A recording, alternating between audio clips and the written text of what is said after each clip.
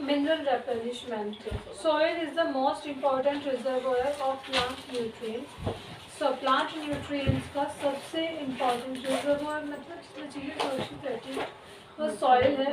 Crop plants regularly withdraw minerals. जो crop plants होते हैं वो लगातार मिनरल्स निकालते रहते हैं in the form of nutrients की फॉर्म में from the soil. Unless and until minerals are replenished at regular intervals, जब तक मिनरल रेगुलर इंटरवल पे रेप्लेनिश ना हो जाए यानी फिर से ना भर जाए, the crop plants will develop disorder in structure. जो क्रॉप प्लांट्स हैं उनके स्ट्रक्चर में कुछ ना कुछ गड़बड़ होती रहेगी, डिसऑर्डर होता रहेगा उनके ग्रोथ में, उनके रिप्रोडक्शन में, फंक्शनिंग में एंड ससेप्टेबिलिटी टू डिसीज से, बीमारियों से जल्दी ग्रस्त होने की सिचुएशन में. Mineral replenish is done through the addition of manures and fertilizer to the crop fields. जो क्रॉप फील्ड्स होते हैं उनमें जो मिनरल रेप्लेनिश होता है वो मैन्योर या फर्टिलाइजर्स के एडिशन से होता है. Manures and fertiliser. हम बुध बाजार जाएंगे ना तो वहाँ से बुक्स ले आएंगी. बुक्स एडिशन में और लकड़ी से. बुध बाजार में से नहीं, वहाँ से होते हुए ले आएंगे. अच्छा यार से मुझे तो बुध बाजार में बीवी मोहन.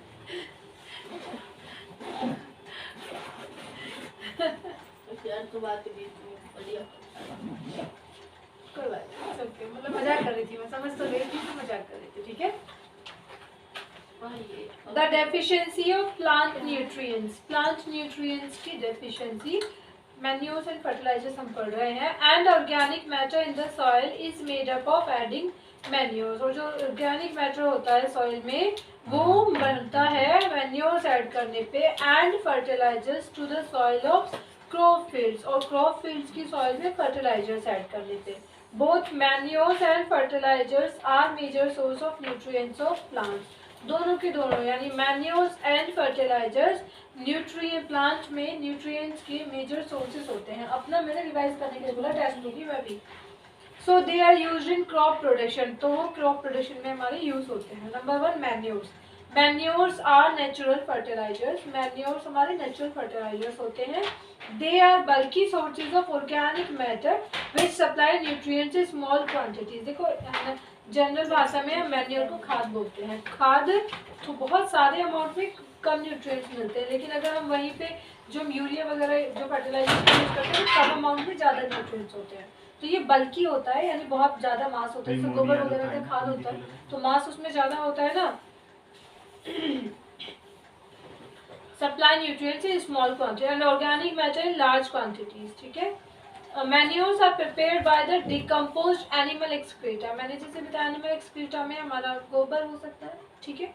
एंड प्लांट वेस्ट, जो भी पेड़ पौधों का वेस्ट होता है. Manures include farm yard manure यानी FYM. मैन्योर में farm yard manure, compost, green manure, vermi compost. Farm yard manure मतलब खेतों से बचा कुचा कुछ भी पेड़ पत्तियां लकड़ियां ये सब, और उसमें कंपोस्ट हमारी खाद, इसमें ग्रीन मैन्योर हमारी वेजिस वगैरह का भी वेस्ट हो सकता है and vermi compost. Advantages of manures. Manures के एडवांटेजेस क्या है? Manures affect the soil in the following 3 ways. 3 तरीके से सॉइल को अफेक्ट करता है. Manures enrich the soil with nutrients. ये मिट्टी को भर देता है, न्यूट्रिएंट से रिच कर देता है. They replenish the green deficiency of nutrients in the soil. Soil में जो जनरल डेफिशिएंसी होती है, ग्रीन डेफिशिएंसी एक्चुअली होती है जहाँ पे हमारे, इसलिए मैं इसको ग्रीन बोलूँ. General deficiency of nutrients in the soil. Soil में जो जनरल डेफिशिएंसी होती है न्यूट्रिएंट्स की उसको रेप्लेनिश कर देता है manure. Since manures contain less nutrients they need to be used in large quantities. मैंने बताया वो कम न्यूट्रिएंट्स होते हैं उसमें, इसलिए हमें उन्हें ज़्यादा क्वांटिटीज में लगाना पड़ता है मैन्योर्स को. Manures add organic matter. इसमें ऑर्गेनिक मैटर होता है यानी ह्यूमस होता है टू द सॉइल, जो सॉइल में इसको ऐड कर देता है, which restore the soil texture, soil की टेक्सचर को रिस्टोर कर देता है। बेटा ह्यूमस थोड़ा पोरस होता है, थोड़ा जैसे मैं कह सकती हूँ कि जैसे खाद होता है ना, उसमें बीच बीच में जगह होती है जहाँ पे मॉइस्चर को भी वो अच्छे से एब्जॉर्ब कर लेता है और हवा भी उसमें अच्छे से एब्जॉर्ब होती है। तो जब उसे मिट्टी में मिलाएंगे तो मिट्टी में भी वो ह्यूमस ऐड हो जाएगा, तो उसका क्वालिटी टेक्सचर इंक्रीज हो जाएगा। For better retention of water, मैंने बताया पानी का रिटेंशन अच्छे से होल्ड कर लेता है। And aeration of soil, soil में एरेशन भी अच्छा होता है ह्यूमस की वजह से। For example, organic matter present in the manures increases the water holding capacity in Sandy soils, यानी जो ऑर्गेनिक मैटर होता है मैन्योर्स का, वो सैंडी सॉइल की वाटर को होल्ड करने की कैपेसिटी को बढ़ा देता है। And drainage in clay soil, clay soil में ड्रेनेज यानी सूखा करने की कैपेसिटी को बढ़ा देता है। They also prevent water logging in clay soils, जो क्ले सॉइल्स होते हैं उसमें पानी जमा हो जाता है ना, वाटर लॉगिंग हो जाती है, उसको भी रोकता है manure. The organic matter in manures provides food for the soil organism, जो ऑर्गेनिक मैटर होता है मैन्योर का, वो सॉइल ऑर्गेनिज्म को फूड भी प्रोवाइड करता है। सॉइल ऑर्गेनिज्म जो हमारे मिट्टी में माइक्रोब्स होते हैं, जैसे डिकम्पोजर्स हो गए बैक्टीरिया की फॉर्म में, या फंगाई हो गया, दीज आर सॉइल ऑर्गेनिज्म। इन माइक्रोब्स को हम सॉइल ऑर्गेनिज्म कहते हैं। Which have been providing nutrients to plants, ये सॉइल ऑर्गेनिज्म होते हैं, ये प्लांट्स को न्यूट्रिएंट्स प्रोवाइड करने में हेल्प करते हैं। Thus organic manures help to improve the physical properties of soil, ये जो organic manures होते हैं ये soil की physical properties को improve करने में help करते हैं। Reduce soil erosion, soil के मिट्टी के erode होने को कम कर देते हैं।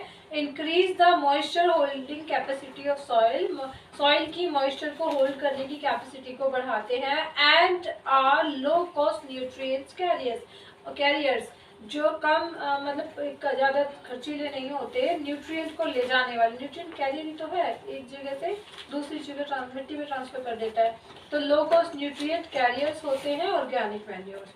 Using biological waste material is a way of recycling the farm waste, biological हमारा जो वेस्ट मटेरियल जैसे घर के छिलके सब्जियों के, ये सब बायोलॉजिकल वेस्ट मटेरियल होता है, इसका यूज करते हुए फार्म वेस्ट को रिसाइकल करना, यूजेबल बनाना। मैन्योर्स प्रोटेक्ट आवर एनवायरनमेंट, इसका यूज करने से यानी जो मैन्योर है वो हमारे एनवायरनमेंट को प्रोटेक्ट करता है फ्रॉम सिंथेटिक केमिकल यानी फर्टिलाइजर्स से, यानी हम फर्टिलाइजर्स कम लगाना पड़ेगा ना obviously.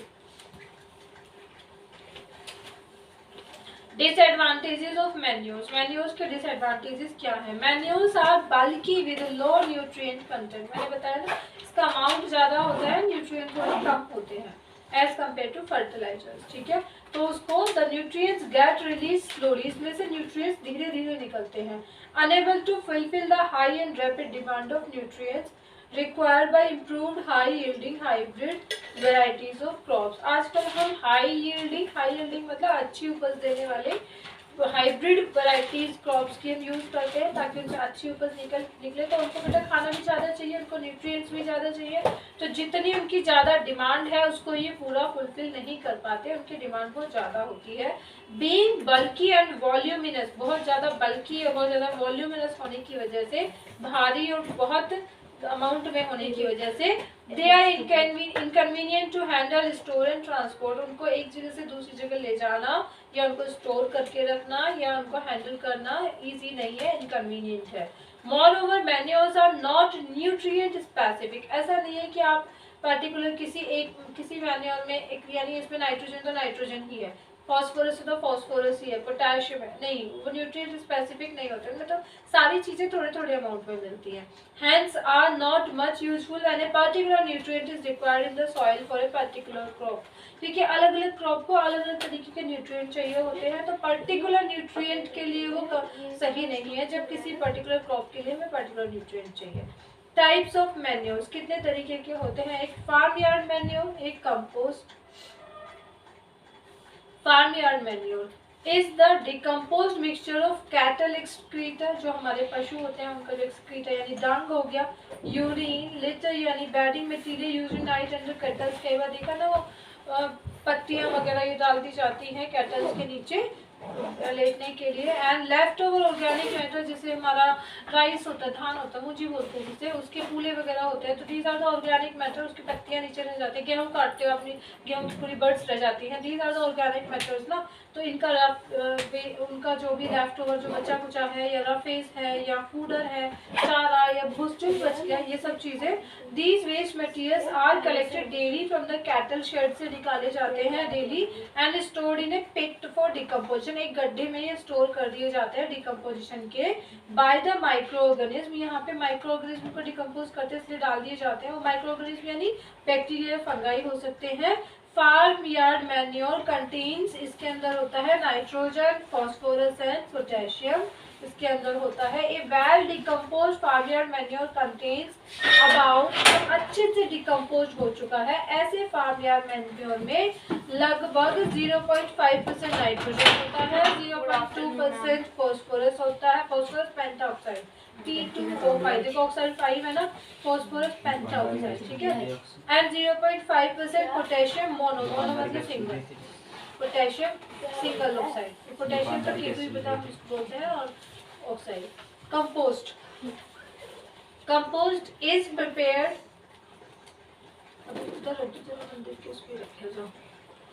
Compost is prepared from farm and town refuse such as vegetable and animal refuse। जो compost है वो farm से prepare किया जाता है, या शहरों का जो waste है वहाँ से vegetable या animal refuse से, यानी excreta हो गया, domestic animals या cattle, sheep, horse, जितने domestic animals हैं उनका जो excreta waste है, या fecal matter of human beings या sewage waste से compost बनता है। वीड्स, क्रॉप स्टबल, जो क्रॉप स्टबल यानी जो जैसे गेहूं की बाली होती है, बाली के नीचे जो वो डंडी सी होती है, इसको स्टबल बोलते हैं। या भूसा हो गया, यानी स्ट्रो हो गया, स्टबल हो गया भूसा, मतलब उसके फॉर्म में राइस हल्स हो गए, फॉरेस्ट लिटर हो गया, ये सब से हमारा कंपोस्ट बनता है। Composting is a biological process. What is composting? Composting is a biological process in which both aerobic, मतलब क्या होता है बच्चों, बताना एरोबिक क्या होता है? विदाउट ऑक्सीजन, एरोबिक नहीं with oxygen, anaerobic without oxygen. तो ये टेक्निकल टर्म्स मैं आप लोगों को याद कराना चाहती हूँ बार बार पूछ के। जहाँ पे एरोबिक एंड एनारोबिक, यानी एरोबिक जहाँ पे हमारे प्रेजेंस ऑफ ऑक्सीजन होती है रेस्पिरेशन के लिए, anaerobic organism in which respiration takes place in the absence of oxygen. तो जहाँ पे aerobic and anaerobic micro organism decompose करते हैं ऑर्गेनिक मैटर को। It takes about 3 to 6 months for decomposition of organic refuse का decomposition में 3 से 6 महीने लगते हैं। The nutrient contents of town compost are about 1.4% nutrient। जो शहरों से हमारा जो town compost nutrient हमारा contain मतलब बनता है, उसमें 1.4% नाइट्रोजन होता है, इसमें देखो 0.5% है, यहाँ पे 1.4% है, 1% फॉस्फोरस पेंटाऑक्साइड होता है, एंड 1.4% पोटेशियम मोनोक्साइड होता है, ठीक है। सीरीज मैंने आप लोगों को पढ़ाया था ना लास्ट टाइम। खैर ये देखते हैं, in modern system of sanitation, आजकल जो सैनिटेशन का मॉडर्न सिस्टम है, water is use for removal of human excreta and other waste. हमारा जो वाटर है वो ह्यूमन एक्सक्रीटा को रिमूव करने के लिए पानी का यूज़ किया जाता है, बाकी वेस्ट को भी साफ करने के लिए पानी का यूज़ किया जाता है। सीवेज कंसिस्ट ऑफ 2 कंपोनेंट्स, उसके अंदर 2 कंपोनेंट्स होते हैं, एक तो सॉलिड कंपोनेंट जिसे हम स्लज भी कहते हैं, कीचड़ भी कह सकते हैं, स्लज भी कहते हैं, and the liquid part called effluent. जो गंदा लिक्विड पार्ट होता है उसको हम एफ्लुएंट कहते हैं, और जो सॉलिड पार्ट होता है उसको हम स्लज कहते हैं, या ये जो लिक्विड पार्ट है इसको सीवेज वाटर भी बोल सकते हैं, जो हमारे नालियों में बह के जाता है। The dried sludge may be used as soil conditioner in lawns and flower gardens में सॉइल कंडीशनर की तरह ड्राइड स्लज का यूज किया जाता है। Sewage water is quite rich in many nutrients of plants, so can be used for fertilizing and irrigating the soil। जो sewage water होता है उसमें अच्छे अमाउंट में न्यूट्रिएंट्स होते हैं जो प्लांट्स के लिए काफ़ी अच्छे होते हैं, जिसका हम यूज़ कर सकते हैं गार्डनिंग में, फर्टिलाइजिंग में या इरिगेशन ऑफ सॉइल में, ठीक है।